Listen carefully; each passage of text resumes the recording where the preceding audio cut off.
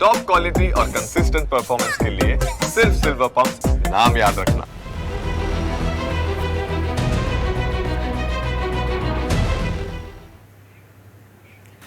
નમસ્કાર, સ્વાગત છે આપનું ન્યૂઝ કેપિટલમાં. વિશેષ રજૂઆત સાથે હું છું જુહી ગાંધી. એનપીએસ, યુપીએસ અને ખાનગીકરણ આ ત્રણ મુદ્દા એવા છે જેની લાખો કરોડો લોકોને અસર થાય છે.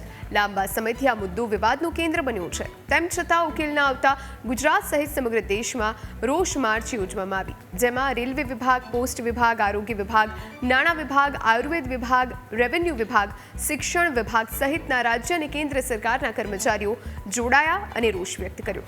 જેમની માંગ છે જૂની પેન્શન યોજના ફરી લાગુ કરવામાં આવે, ફિક્સ પગારની નીતિ નાબૂદ કરવામાં આવે અને 8મા પગાર પંચની રચના કરવામાં આવે. ત્યારે શું છે આ મુદ્દો અને તેના પર ઉકેલ કેમ નથી આવતો તે જ અંગે આજે આપણે ચર્ચા કરવી છે. આપણી સાથે અત્યારે બે મહેમાનો જોડાયા છે. DS પટેલ સરકારી કર્મચારી છે અને જીગર શાહ જેઓ પણ સરકારી કર્મચારી છે. આ બંનેનું ખૂબ ખૂબ સ્વાગત છે. સૌથી પહેલાં તો આ ત્રણ મુદ્દા મારે ડિટેલમાં સમજવા છે. જીગરભાઈ, સૌથી પહેલાં હું આપની પાસે આવું. જી, આ જે ત્રણ મુદ્દા છે, જે ત્રણ મુખ્ય માંગો છે, એ શું છે? વર્ષ 2005થી ભારત સરકારે સમગ્ર ભારતમાં જૂની પેન્શન યોજનાનો અમલવારી બંધ કરીને નવી પેન્શન યોજનાને બધાની સામે ઇન્ટ્રોડ્યુસ કર્યું. સાથે સાથે 2006માં ગુજરાત સરકારની વાત કરીએ તો ગુજરાત સરકારે ફિક્સ પગારની એક નીતિ 2006થી ગુજરાતમાં અમલ કરી. તો આ બે મુખ્ય મુદ્દા. અને ત્રીજો મુદ્દો કે સરકારે જે જાહેરાત કરી છે કે 8મા પગાર પંચનું અમે લોકો જાહેરાત કરી 8મા પગાર પંચની, પણ વાસ્તવિકતા એ છે કે 8મા પગાર પંચનું હજી જાહેરાત જ થઈ છે. કોઈ પ્રકારની એનું ગઠન, એની નિમણૂક નથી થઈ. જે સરકાર ક્યાંક ને ક્યાંક વાતો કરતી હશે કે મીડિયામાં પણ બહુ મોટા સમાચાર આવ્યા કે 8મા પગાર પંચને લીધે કર્મચારીઓને આવો ફાયદો, તેવો ફાયદો, પણ હજુ તો એનું ગઠન જ નથી થયું. તો આ જે ત્રણ મુખ્ય મુદ્દા હતા કે ફિક્સ પગાર નાબૂદ થાય, જૂની પેન્શન યોજના લાગુ થાય અને 8મા પગાર પંચનું તાત્કાલિક ગઠન થાય, એ ત્રણ મુદ્દે સમગ્ર ભારતમાં કર્મચારીઓ આજે 1 ઓગસ્ટે રોષ માર્ચ નામે એ રેલીનું આયોજન કરેલું હતું અને સમગ્ર ભારતના તમામ જિલ્લા મથકોએ આજે કર્મચારીઓએ રોષ માર્ચ નીકાળી હતી. બિલકુલ, એનપીએસ, યુપીએસ પર રોષ રેલી જોવા મળી આજે અને એમાં મોટી સંખ્યામાં કર્મચારીઓ પણ ભેગા થયા હતા, સરકારી કર્મચારીઓ હતા. પટેલ સર, તમારી પાસેથી એ સમજવું છે કે આખરે રેલી યોજવાની, આટલો બધો રોષ વ્યક્ત કરવાની જરૂર કેમ પડી? અનેક વખત રજૂઆતો થઈ ચૂકી છે, ધરણા પ્રદર્શન પહેલાં પણ આપણે જોઈ ચૂક્યા છીએ. રોષ માર્ચ યોજવા પાછળનો હેતુ એ કે જેવી રીતના જીગરભાઈએ કહ્યું કે લગભગ ઓલમોસ્ટ છેલ્લા 5-7 વર્ષથી બધા સરકારના તમામ વિભાગના દરેક કર્મચારી અધિકારીઓ આ જૂની પેન્શન યોજના અંગેની માંગ બુલંદ કરી રહ્યા છે, પણ એમ છતાં સરકાર તરફથી કોઈ પોઝિટિવ, હકારાત્મક પ્રતિસાદ નથી. હવે તાજેતરમાં જે છેલ્લા 1-2 વર્ષમાં જે રીઝન કે કોરોના કાળ દરમિયાન આપણે જોયું કે ભાઈ આ નવી પેન્શન યોજનાના લૂપહોલ્સ શું છે, કેટલી નુકસાનકારક છે, કેટલી ભયાનક છે એની આફ્ટર ઇફેક્ટ્સ, કે કોરોના કાળમાં આપણે આપણા ઘણા બધા સાથી કર્મચારીઓ, અધિકારીઓ ગુમાવ્યા અને 5-7-10 વર્ષની જોબના અંતે એમનું જે પેન્શન ફિક્સ થયું છે એ પેન્શનનો આંકડો નજીવો એકદમ 5,000, 7,000, 10,000 જેટલું પેન્શન ફિક્સ થયેલ છે કે જે એમના બાકીના આશ્રિત પરિવાર માટે, એમને જીવન ગુજારવા માટે, માન સન્માનપૂર્વક જીવવા માટે થઈને પર્યાપ્ત નથી. અને આ જે નવી પેન્શન યોજના છે એ શેર માર્કેટ આધારિત છે કે જે એમ્પ્લોયર કન્ટ્રીબ્યુશન એ પર્ટિક્યુલર એક અમુક ફંડ આઈડેન્ટિફાઈ કરેલા છે ગવર્મેન્ટ્સ, ત્યાં આગળ ગવર્મેન્ટ ઇન્વેસ્ટ કરે છે and that depends on the ups and downs in the share market. તો ઘણી વખત એવું થતું હોય છે કે જ્યારે આંતરરાષ્ટ્રીય સમીકરણો એવા હોય કે ભાઈ તાજેતરમાં રશિયા-યુક્રેન વોર હતું, ત્યાર પછી આ ઇઝરાયલને એ બધું હતું, તો એ આંતરરાષ્ટ્રીય સમીકરણોને લીધે થઈને શેર માર્કેટ પર અસર થતી હોય છે. ઇન્ડિયન શેર માર્કેટ ક્રેશ થાય અને એને લીધે થઈને જે કન્ટ્રીબ્યુશન હોય આ એનપીએસ ફંડમાં જે કર્મચારીઓનું એ ઘણી વખત માઇનસમાં જતું રહે.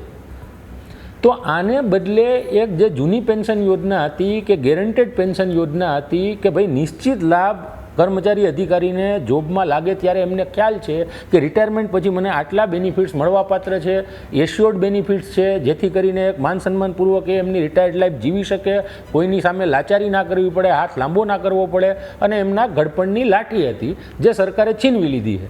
જેથી કરીને આ બધું હવે વારે સમયાંતરે અમારે અવાજ બુલંદ કરીને આ માંગ ઉઠાવીને સરકારનું ધ્યાન દોરવું પડે. બિલકુલ, આપે કહ્યું કે જે પ્રમાણે શું સારું છે શું નથી સારું બંને યોજનાઓમાં આપે જે રીતે ડિટેલિંગ કર્યું, મારે એ સમજવું છે કે આ પહેલાં પણ ઘણી બધી વખત રજૂઆતો કરવામાં આવી, તો ત્યારે સરકાર તરફથી શું કહેવામાં આવ્યું છે? સરકાર તરફથી આગળ જ્યારે 2020 મેં કહ્યું કે કોરોના કાળ પછી વધારે જનજાગૃતિ આવી, જે કર્મચારી અધિકારીઓ જાગૃત થયા કે ભાઈ આ ખરેખર આના ભયાનક પરિણામો આવી શકે એમ છે, ખૂબ જ નુકસાનકારક છે, બરાબર, આપણે જાગૃત થવું જોઈએ, સરકારને ઢંઢોળવી જોઈએ. ત્યાર પછીના પ્રયત્નો શરૂ થતાં 21-22 કેન્દ્ર સરકારે ઘણા બધા એમાં સુધારા કર્યા સમયાંતરે લોકોની માગણીઓને ધ્યાને રાખીને. તો એમાં એક છે કે ભાઈ 10% કન્ટ્રીબ્યુશન એમ્પ્લોયી કન્ટ્રીબ્યુશન હોય, એની સામે 14% એમ્પ્લોયર કન્ટ્રીબ્યુશન, તો જે ગુજરાત સરકારે સ્વીકાર્યું. ત્યાર પછી ફેમિલી પેન્શન કોરોના ટાઈમ પછી 2022માં જીગરભાઈ 2022માં ગુજરાત સરકારે કેન્દ્ર સરકારની રાહે ફેમિલી પેન્શનનો ઓપ્શન સ્વીકાર્યો. ફેમિલી પેન્શન મીન્સ કે ઇન સર્વિસ કોઈ કર્મચારી અધિકારીનું નિધન થાય તો એમના આશ્રિત પરિવારજનો કુટુંબીજનો છે એમને જૂની પેન્શન યોજના અનુસારના લાભ એડમિસિબલ થાય. તો હવે જે અધિકારીના મૃત્યુના કિસ્સામાં છે, કોઈ કર્મચારી અધિકારીના મૃત્યુના કિસ્સામાં એમના પાછળ આશ્રિત પરિવારોનું જીવન સિક્યોર થઈ ગયું, નાણાકીય એને જે સિક્યોરિટી જોઈએ, ફાઇનાન્શિયલ સિક્યોરિટી જોઈએ, એ આ ફેમિલી પેન્શનથી એમને મળે છે. પણ જે લોકો 58 કે 60 વર્ષે નિવૃત્ત થાય છે ત્યારે જે એને ઓલ્ડ પેન્શનનું બેનિફિટ હતો એ હજુ સરકારે સ્વીકારેલ નથી. એના માટે થઈને આ પ્રયત્નો થઈ રહેલ છે. બિલકુલ જીગરભાઈ, ફિક્સ પગાર નીતિ સૌથી પહેલાં તો શું છે એ સમજાવો, અને એ શા માટે નાબૂદ કરવી છે? 2006થી સરકાર એક યોજના લઈ આવી. આમ તો વાસ્તવમાં જે તે વખતે શંકરસિંહ વાઘેલા સાહેબના સમયથી એક યોજના આવેલી હતી, એનું નામ હતું બાલગુરુ. વિદ્યા સહાયક, જે લોકો ઘણા નાની ઉંમરે જે તે વખતે 18 વર્ષ પૂરા નહોતા થતા અને ઘણા પીટીસી બાળકો પૂર્ણ કરતા હતા અભ્યાસના અંતે, તો આવા જે બાળકો, આવા યુવાનો છે, એ લોકોને સરકારે બાલગુરુ નામે એક ફિક્સ પગાર, એક ફિક્સ વેતનની યોજના શરૂ કરી. સમયાંતરે જે તે વખતે એ ઉદ્દેશ્યથી આને ઇમ્પ્લિમેન્ટેશન કરવામાં આવેલું હતું કે સરકારને ક્યાંક ને ક્યાંક કરકસર થાય, કે બજેટમાં ક્યાંક ને ક્યાંક બચત થાય. પરંતુ જે તે વખતે સરકારની સ્થિતિ યોગ્ય નહોતી, એના કારણે આ યોજનાનો અમલ કરવામાં આવેલો હતો અને એને બાલગુરુ નામે, એટલે 2500 રૂપિયા ફિક્સ પગાર જે તે વખતે આપવામાં આવતો. પરંતુ જેમ જેમ સમય થયો 2006માં સરકારે આને ફિક્સ પગાર નીતિ નામે સમગ્ર ડિપાર્ટમેન્ટમાં માત્ર શિક્ષકો પૂરતી મર્યાદિત નહીં કરીને વિભાગના વર્ગ 3 અને વર્ગ 4ના તમામ કર્મચારીઓ માટે આ યોજનાનો અમલવારી કર્યો.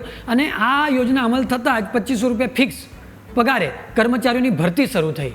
2006 અને ત્યારબાદ કર્મચારીઓ ધીરે ધીરે જેમ ભરતી થયા, જાગૃત થયા, 2012માં યોગક્ષમ ફાઉન્ડેશને આ અંગે ગુજરાત હાઈકોર્ટમાં કેસ દાખલ કરેલ, જેનો ચુકાદો કર્મચારીઓની ફેવરમાં આવ્યો. હાઈકોર્ટે ચુકાદો આપ્યો કે ફિક્સ પગાર નીતિ ગેરબંધારણીય છે, એ શરૂઆતથી જ રદબાતલ ગણવી અને તાત્કાલિક આને દૂર કરવી. પરંતુ ગુજરાત સરકારે આ નિર્ણયને આવકારવાને બદલે, સંવેદનશીલતા દાખવવાના બદલે એના અગેન્સ્ટમાં સુપ્રીમમાં અપીલ ફાઇલ કરી. આજે 2025 થયું, એટલે કે લગભગ 13 વર્ષ થયા છે, હજુ પણ ફિક્સ પગારની નીતિનું જે દૂષણ છે એ દૂર ન જ થયું. આજે પણ સરકારી કર્મચારીઓ ફિક્સ પગારમાં જ ભરતી કરવામાં આવે છે ગુજરાતમાં, અને સુપ્રીમમાં વારંવાર કેસમાં તારીખ પડે છે. આજે પણ તારીખ છે, આજે 1 ઓગસ્ટ છે, આજે પણ સુપ્રીમમાં હિયરિંગ હતી, પરંતુ દર વખતની જેમ એ માત્ર ને માત્ર તારીખ ઉપર તારીખ જ પડતી આવી છે. અમારી સરકારને એ પણ વિનંતી છે કે જો સરકાર સંવેદનશીલતાની વાત કરતી હોય તો જ્યારે ફિક્સ પગારના કર્મચારીઓની વાત કરવામાં આવે ત્યારે શા માટે સંવેદનશીલતા ક્યાંક ને ક્યાંક મરી પરવારે છે? એ માટે સરકારે સ્વયં ચિંતન કરવું જોઈએ, કારણ કે આ એ જ યુવાનો છે જેના નેતૃત્વમાં ગુજરાત સતત વિકાસ કરી રહ્યું છે. અને ગુજરાત મોડેલ જે આપણે વાત કરીએ છીએ, સરકારી ધારાસભ્યો અને સાંસદો, સત્તાધારી પક્ષ તો બહુ સારી રીતે જાણે છે, ગુજરાત મોડેલનું ઉદાહરણ પણ આપે છે. તો આ જે ગુજરાત મોડેલની વાત કરે છે, એ ગુજરાત મોડેલ ઊભું કરનારા ફિક્સ પગારના કર્મચારીઓ છે. આ ગુજરાતના કર્મચારીઓ છે જેના નેતૃત્વમાં આ ફિક્સ પગાર, જેના નેતૃત્વમાં ગુજરાત વિકાસ પામ્યું છે. તો આ જ કર્મચારીઓને ફિક્સ પગારનો ગેરબંધારણીય નીતિનો ભોગ બનવું પડે એ કેટલા અંશે વ્યાજબી છે એનું ચિંતન સરકારે કરવું બહુ જ જરૂરી છે. બિલકુલ પટેલ સાહેબ, મારે એ સમજવું છે 8મા પગાર પંચની જે માંગ છે, રચવાની માંગ છે, એ કેમ થઈ રહી છે અને એનાથી સરકારી કર્મચારીઓને શું લાભ થશે? 8મા પગાર પંચ જે પગાર પંચની યોજના છે સરકારમાં કે દર 10 વર્ષે મોંઘવારી તથા એમ આનુષંગિક જે બધા એમના જે ફાઇનાન્શિયલ પેરામીટર્સ હોય એનો અભ્યાસ થાય ને ત્યારબાદ એ પ્રમાણે કેટલો પગાર વધારવો જોઈએ જીવન જરૂરિયાત તેમજ મેડિકલ તથા અન્ય આવશ્યકતાઓ અનુસાર જે તે કર્મચારી અધિકારીને કેટલો પગાર વધારો આપવો જોઈએ એ દર 10 વર્ષે એક પગાર પંચનું ગઠન થતું હોય છે. 5મું પગાર પંચ, 6ઠું પગાર પંચ, 7મું પગાર પંચ આપણે જોતા આવ્યા છીએ. 2006માં 6 પે કમિશન, 2016માં 7 પે કમિશન, આ 2026 આવશે એટલે 8મા પે કમિશનનું એ ટાઈમ થઈ જશે. હવે યુઝ્યુઅલી આ બધા દરમિયાનમાં થતું એવું હોય છે કે સરકાર તરફથી એક્શન લેવામાં મોડું કરવામાં આવે છે કે 1 જાન્યુઆરી 2026થી 8મું પગાર પંચ ડ્યુ થાય છે, લાગુ કરવાનું છે, પણ એ સમિતિનું ગઠન કરવું પડે. કેન્દ્ર સરકાર, રાજ્ય સરકાર એ કમિટી બધું અભ્યાસ કરી ઘણા બધા પાસાઓનો આ તે 1, 2, 3 વર્ષે એનો રિપોર્ટ સબમિટ કરતી હોય છે. ત્યારબાદ સરકાર કેબિનેટમાં એનો ઠરાવ પસાર કરતી હોય છે કે ભાઈ હવે આ એનો ઠરાવ પ્રસિદ્ધ કરવામાં આવ્યો. ત્યારબાદ રાજ્ય સરકારોને આપે, રાજ્ય સરકાર એના પર વિચાર વિમર્શ કરીને રાજ્ય સરકાર પછી એનો ઠરાવ બહાર પાડે. હવે ગયા વખતનું ઉદાહરણ આપું તો 2016 1 જાન્યુઆરી 2016થી 7મું પગાર પંચ ડ્યુ થઈ ગયું. હવે UGCAICT જે શિક્ષણ વિભાગ MHRDની અંતર્ગત બરાબર, તો એ UGC વાળાએ 2018માં એનો રિપોર્ટ આપ્યો 7મા પગાર પંચનો કે ભાઈ શું પે સ્ટ્રક્ચર હશે, ક્વોલિફિકેશન શું હશે, કઈ રીતના એને આગામી પગાર ધોરણ આપવામાં આવશે. અને AICT કે જે ડિપ્લોમા ડિગ્રી કોલેજના અધ્યાપકોને લાગુ પડે છે દેશભરમાં, એમણે 1 માર્ચ 2019માં એનો રિપોર્ટ આપ્યો. હવે 2016, 17, 18 અને 19 માર્ચ એટલે 3.5 વર્ષ મોડો એનો રિપોર્ટ કે ઠરાવ કે GR કે પ્રસિદ્ધ કરવામાં આવે છે કેન્દ્ર સરકાર દ્વારા. ત્યારબાદ રાજ્ય સરકાર એના પછી 1-1.5 વર્ષ બીજું લે છે. એટલે રાજ્ય સરકાર દ્વારા જૂન 2020માં એ ઠરાવ સ્વીકાર કરવામાં આવ્યો, માર્ચ 2020માં એના 1 વર્ષ પછી. 4 વર્ષ ઠરાવ પ્રસિદ્ધ થતા થાય છે, ત્યારબાદ અમલવારી શરૂ થાય છે. એ અમલવારી શરૂ થતાં બીજા 2-3 વર્ષ નીકળી જાય છે. એટલે જે કર્મચારી અધિકારીને સમયસર આ બધાનો લાભ જે મળવો જોઈએ એ 5-5, 7-7, 10-10 વર્ષના વિલંબ પછી પણ મળતો નથી. આજે હું એક સરકારી ઇજનેરી કોલેજ અધ્યાપક મંડળને રિપ્રેઝેન્ટ કરું છું, તો અમારા સરકારી ઇજનેરી અધ્યાપક મંડળના જે લોકોનું કરિયર એડવાન્સમેન્ટ સ્કીમ હેઠળ 7મા પગાર પંચ પ્રમાણે કે ભાઈ 2016માં જે મળવાપાત્ર ઉત્તર પગાર ધોરણ હતું એની પ્રક્રિયા આજે 2025માં ચાલી રહેલ છે, હજુ મળ્યું નથી 9 વર્ષ પછી પણ. તો આ કેટલા અંશે વ્યાજબી છે અને ન્યાયિક છે?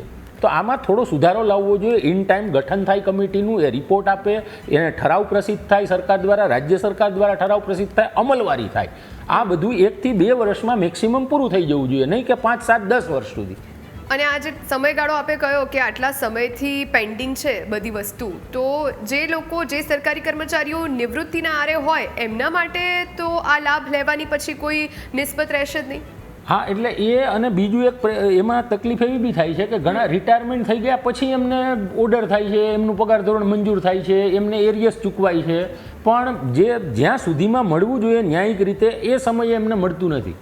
જેમ કે મારી પર્સનલ વાત કરું કે મારું અને મારા જેવા અન્ય લગભગ 500-700 અધ્યાપકો સરકારી ઇજનેરી કોલેજના કે 2016માં મને જે પ્રથમ ઉત્તર પગાર ધોરણ મળવાપાત્ર છે, જે આજે 2025માં બી નથી મળ્યું, એની અરજીઓ મંગાવી છે, ઓનલાઈન પોર્ટલ બનાવ્યું છે, એમાં ઘણી બધી ટેકનિકલ ક્વેરીઝ આવે છે, એની લાંબી 4-5 તબક્કાની સ્ક્રુટિની પ્રોસેસ છે. તો આ બધું જે કોમ્પ્લેક્સિટીઓ એટલી બધી કરી છે કે જેથી કરીને સુચારુ રીતે કે સમયસર રીતે અધ્યાપકોને લાભ મળી રહ્યો નથી. હવે હું આજે 2011માં મેં જોબ સ્ટાર્ટ કરી ત્યારે હું જે ગ્રેડ પેમાં હતો 6000માં, આજે 14 વર્ષની સેવા પછી બી હું 6000 ગ્રેડ પેમાં જ છું, initial level, entry level grade પેમાં. અને આવું શિક્ષણ તમે બીજા અન્ય વિભાગોમાં પણ આ જ રીતની પરિસ્થિતિ વ્યાપે. ઓકે, તો જીગરભાઈ મારે એ સમજવું છે કે આટલો બધો વિલંબ કેમ થઈ રહ્યો છે? સરકારને જ્યારે અમારી તરફથી રજૂઆત કરવામાં આવે છે ત્યારે સરકારને એક બહુ સરસ મજાનો જવાબ હોય છે કે સરકારની આર્થિક પરિસ્થિતિ એ યોગ્ય નથી. સરકારની જે આર્થિક પરિસ્થિતિ છે ક્યાંક ને ક્યાંક સરકારને તકલીફ થઈ રહી છે આર્થિક રીતે, એવું સરકારનું કહેવું હોય છે કે એના કારણે એ લોકો અમલવારીમાં ક્યાંક ને ક્યાંક મોડું કરતા હોય છે. પરંતુ અમે કર્મચારીઓ મંડળો તરફથી, તમામ કર્મચારીઓ તરફથી એક નાનકડી વાત આપના દ્વારા મૂકવા માંગીશું કે ગુજરાત મોડલ એ આખા ભારતમાં બધા માટે એક આદર્શ છે કે નહીં? તો હા છે. ગુજરાત વિકસિત રાજ્ય છે કે નહીં, તો હા છે. જ્યારે રાજસ્થાન, ઝારખંડ જેવા ગરીબ રાજ્યો, સામાન્ય રીતે એની આર્થિક પરિસ્થિતિ ગુજરાત કરતાં ઘણી પાછળ છે, એવું આપણે બધાને ખબર છે. તો જ્યારે રાજસ્થાન, ઝારખંડ જેવા રાજ્યો પણ જો જૂની પેન્શન યોજનાનો અમલ કરી શકતા હોય, હિમાચલ જેવા પહાડી રાજ્યો જો જૂની પેન્શન યોજનાનો અમલ કરી શકતા હોય, તો ગુજરાત તો એક સમૃદ્ધ રાજ્ય છે. ગુજરાત ઇન્ડસ્ટ્રીની દ્રષ્ટિએ એક નંબર 1 કહેવાતું એક રાજ્ય છે. તો અમને કર્મચારીઓને એ નથી સમજાતું કે જ્યારે આર્થિક પરિસ્થિતિની વાત આવે છે તો ગુજરાતને આર્થિક રીતે ક્યાં તકલીફ નડે છે, એ કોઈને સમજાતું નથી. સાથે સાથે વાત કરીએ કે ભગવાન રામનો વનવાસ પણ 14 વર્ષે પૂરો થયો હતો. આ તો 2006 અને 2005. જૂની પેન્શન યોજનાની વાત કરીએ તો 2005 અને ફિક્સ પગાર નીતિની વાત કરીએ તો 2006ની વાત છે. આટલા વર્ષો છતાં પણ ગુજરાતના કર્મચારીઓની, ભારતના કર્મચારીઓની હજી પણ વનવાસ પૂર્ણ નથી થયો, એવું અમારે ના છૂટકે કહેવું પડે છે. અને વાત કરીએ કાર્યની, તો આપણે બધા જાણીએ છીએ કે જ્યારે COVID-19 જેવી મહામારી આવેલી ત્યારે ફિલ્ડમાં કોણ ફરતું હતું, તો ગુજરાતની વાત કરીએ તો કર્મચારીઓ, ભારતની વાત કરીએ તો પણ કર્મચારીઓ. એક કર્મચારીઓ જ હતા, મીડિયા મિત્રો પણ હતા, કર્મચારી મિત્રો હતા, આરોગ્યકર્મી હતા, પોલીસ કર્મી હતા. આવા લોકો જે હતા, જે ફિલ્ડમાં ફરતા હતા, તો ઘણા કર્મચારીઓ જીવ પણ ગુમાવ્યો છે. તો અમે એમ કહીએ છીએ કે જ્યારે સમસ્યાઓ આવે છે ત્યારે કર્મચારીઓ આગળ હોય છે, વિકાસના કાર્યોમાં કર્મચારીઓ આગળ હોય છે. જ્યારે સંવેદનશીલતાની વાત આવે છે, જ્યારે સમાન હકની વાત આવે છે, અને સૌથી મોટી વાત કે એવું નથી કે જૂની પેન્શન યોજનાનો અમલ નથી થતો. જૂની પેન્શન યોજનાનો અમલ આજે પણ ભારતમાં થાય છે, પણ કોના માટે થાય છે? એ આપણા માનનીય સાંસદશ્રીઓ માટે થાય છે.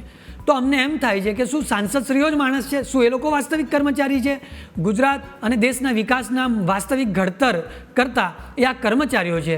તો એમને બાકાત કરીને માનનીય સાંસદશ્રીને પેન્શન આપવું, તો શું એ એવું સાબિત કરે છે કે આ કર્મચારીઓ નહીં પણ એ લોકો વાસ્તવિક વિકાસના ઘડતર કરનાર છે? તો એ પ્રશ્ન પણ તમામ કર્મચારીઓને થાય છે. અને ક્યાંક ને ક્યાંક સરકારી કર્મચારીઓને ધીરે સરકાર પ્રત્યે ક્યાંક ને ક્યાંક વિશ્વાસ ગુમાવતા જઈ રહ્યા છે. એ પણ બધા જ લોકોએ, અને સરકારે પણ માનવું જ રહ્યું. સરકાર જોડે અમારી કોઈ લાંબી માંગ નથી, બહુ નાનકડી માંગ છે કે જે પેન્શન માનનીય ધારાસભ્યશ્રીઓ, માનનીય સાંસદશ્રીઓ મેળવે છે એવું જૂનું પેન્શન કર્મચારીઓને મળે, એ એક નાનકડી માંગણી છે. જે ફૂલ પગાર આ ધારાસભ્યો, સાંસદો લે છે એ જ પગાર ક્લાસ 1-2માં પણ નથી. ક્લાસ 1-2ના અધિકારીઓમાં પણ ફિક્સ પગારની નીતિનો અમલ નથી. માત્ર ને માત્ર વર્ગ 3 અને વર્ગ 4ના કર્મચારીઓ, જે નાના કર્મચારીઓ છે, જે મૂળ રીતે કામમાં જોડાયેલા છે, એ લોકો પ્રત્યે જ આ રીતે ભેદભાવ રાખવામાં આવે એ ખરેખર યોગ્ય છે. અને ગુજરાત જેવી સમૃદ્ધ સરકારે તો આ દિશામાં ચિંતન કરવું જોઈએ. અને સરકાર પાસે અમને ઘણા બધા, દરેક કર્મચારીઓને ઘણી બધી આશા પણ છે. તો આ દિશામાં સરકારે તાત્કાલિક કંઈક ને કંઈક ચિંતન કરીને આ 2 અન્યાયકારી નીતિઓ તાત્કાલિક દૂર કરવી જોઈએ, એવી અમારા બધાની ડિમાન્ડ છે. જીગરભાઈ, આપે જેમ કહ્યું કે અન્ય રાજ્યોમાં જે સ્કીમના લાભ મળે છે એ ગુજરાતમાં નથી મળતા, તો એવા કયા લાભો છે એ જણાવો. જેમ કે મેં વાત કરી કે ઝારખંડની અંદર જૂની પેન્શન યોજનાનો અમલ થઈ ગયો છે, હિમાચલ પ્રદેશની અંદર જૂની પેન્શન યોજનાનો અમલ થઈ ગયો છે. તો આ બધા રાજ્યો એવા છે. પશ્ચિમ બંગાળ એક એવું રાજ્ય છે કે જ્યાં આગળ આજે પણ જૂની પેન્શન યોજના અમલી છે. 2005થી આખા ભારતના બધા રાજ્યોએ ભલે સ્વીકાર્યું, ભલે આપણે પશ્ચિમ બંગાળને આખું ભારત ગાળો દેતું, પરંતુ પશ્ચિમ બંગાળ એક એવું રાજ્ય છે ત્યાં આજે પણ જૂની પેન્શન યોજનાનો હજુ અમલ થાય છે. ત્યાં નવી પેન્શન યોજનાનો લોકો સ્વીકાર નથી કર્યો. તો જ્યારે પશ્ચિમ બંગાળ કરી શકતું હોય તો ગુજરાત કેમ નહીં? આવો પ્રશ્ન અમને થાય છે. સાથે વાત કરીએ ફિક્સ પગાર નીતિ, તો ફિક્સ પગાર નીતિનો અમલ અન્ય રાજ્યોમાં થાય છે, અન્ય રાજ્યોમાં નથી થતો, ગુજરાતમાં જ થાય છે. રાજસ્થાન જેવા રાજ્યમાં ફિક્સ પગારની નીતિ એક પ્રોબેશન પીરિયડ ના નામે છે. ત્યાં આગળ 2 વર્ષ માટે પ્રોબેશન કર્મચારીને રાખવામાં આવે છે અને થોડો ઓછો પગાર આપવામાં આવે છે. પરંતુ એ ફિક્સ પગાર નીતિ જેવું તો નથી. આજે આપણી ફિક્સ પગાર નીતિ છે, અહીંયા તો 5 વર્ષ સુધી કર્મચારીને ફિક્સમાં રાખવામાં આવે. જો આ 5 વર્ષ દરમિયાન જો કર્મચારી ગુજરી જાય તો એને કર્મચારી ગણતા જ નથી. એને માત્ર ને માત્ર ઉચ્ચક સહાય આપીને એમને એમના પરિવારને સાંત્વના આપી દેવામાં આવે છે. જ્યારે ફિક્સ પગાર ન હોય, જો ફિક્સ પગાર ન હોય તો એ કર્મચારી ફેમિલી પેન્શન માટે પણ પાત્ર ઠરે છે. પરંતુ ફિક્સ પગાર હોવાને કારણે, ફિક્સ પગારની ગેરબંધારણીય નીતિ હોવાને કારણે એ કર્મચારીની જોડે ભેદભાવ કરવામાં આવે છે. એને ફેમિલી પેન્શન નથી મળતું. એના પરિવાર, ભલે સરકારી નોકરીમાં એનો પરિવારમાંથી આ સદસ્ય લાગેલા હતા, છતાં એના પરિવારને ફેમિલી પેન્શનનો અમલ નહીં કરીને આજે ફિક્સ પગારની નીતિ છે ત્યાં પણ એ કર્મચારીને નડે છે. પટેલ સર, મારે એ જાણવું છે કે આ સમસ્યાનો ઉકેલ ક્યારે આવશે? કઈ રીતનો ઉકેલ ઈચ્છો છો આપ? એટલે ઉકેલ તો એક જ કે ભાઈ અમે જે રીતના રોષ રેલીમાં વર્ષોથી રજૂઆત કરતા આવ્યા છે કે ભાઈ એકી માંગ એકી નારા, ઓલ્ડ પેન્શન હકે અમારા, બરાબર, કે ભાઈ જૂની પેન્શન યોજનાનો જે કંઈ બી એઝ ઇટ ઇઝ આ જે નવી પેન્શન યોજના ધારકો છે એ સ્કીમ બંધ કરી દેવામાં આવે, જૂની પેન્શન યોજના ફરીથી લાગુ કરવામાં આવે અને એ અંતર્ગત જે કોઈ બી બેનિફિટ કે હક કે લાભ કે છે એ બધા જ તમામ કર્મચારી અધિકારીઓ સુધી પહોંચતા કરવામાં આવે. ઓકે, જીગરભાઈ, આપની પાસેથી મારે સેમ સમજવું છે કે કઈ રીતનો ઉકેલ, કારણ કે અનેક વખત રજૂઆતો થઈ ચૂકી છે પણ હજુ સુધી ઉકેલ નથી આવ્યો અને હવે આગામી સમયમાં જો લંબાતું જશે તો કર્મચારીઓને ક્યાંક ને ક્યાંક નુકસાન. સૌથી મોટી વાત એ છે કે આજે આખા ભારતભરમાં રોષ માર્ચ છે. જો સરકાર આ વિષયમાં સંવેદનશીલતા દાખવતી નથી, હકારાત્મક નિર્ણય લેતી નથી, તો આગામી 5 સપ્ટેમ્બરે સમગ્ર ભારતમાં અમે જિલ્લા મથકોએ ધરણા અને પ્રતિક ઉપવાસ કરવાના છે.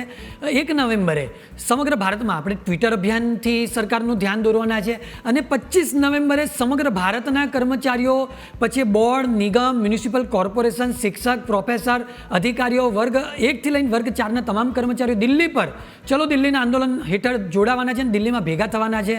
તો સરકાર શું કરી શકે? તો એક નાનકડી વિનંતી છે આપના માધ્યમથી સરકારને કરવાની કે માનનીય સાંસદશ્રીઓ જૂની પેન્શન યોજનાનો લાભ લઈ રહ્યા છે, આજે પણ લઈ રહ્યા છે. સુપ્રીમ અને હાઈકોર્ટના માનનીય મહેરબાન નામદાર જજશ્રીઓ એ લોકો પણ આનો લાભ લઈ રહ્યા છે. અમને એમ નથી કહેતા કે કોઈકનો લાભ ઘટવો જોઈએ, પરંતુ અમારી એટલી વિનંતી તો છે જ કે જે લાભ આ માન્ય સાંસદશ્રીઓને મળી રહ્યો છે એ કર્મચારીને મળે. હવે વાત રહી આર્થિક તકલીફની, તો એનપીએસ અને યુપીએસ કેવી રીતે નુકસાનકારક છે એનું એક નાનકડું ઉદાહરણ આપી દઉં કે એનપીએસની અંદર સરકારના 10% અને કર્મચારીના 10%, એમ 20% ફંડ રોકવામાં આવે છે અને શેર બજારમાં રોકાણ થાય છે. કોઈ રાજ્યના કલ્યાણમાં નથી ઉપયોગ થતા. ઓપીએસમાં શું હતું? કર્મચારીના 10% કપાતા હતા અને રાજ્યના વિકાસમાં વપરાતા હતા.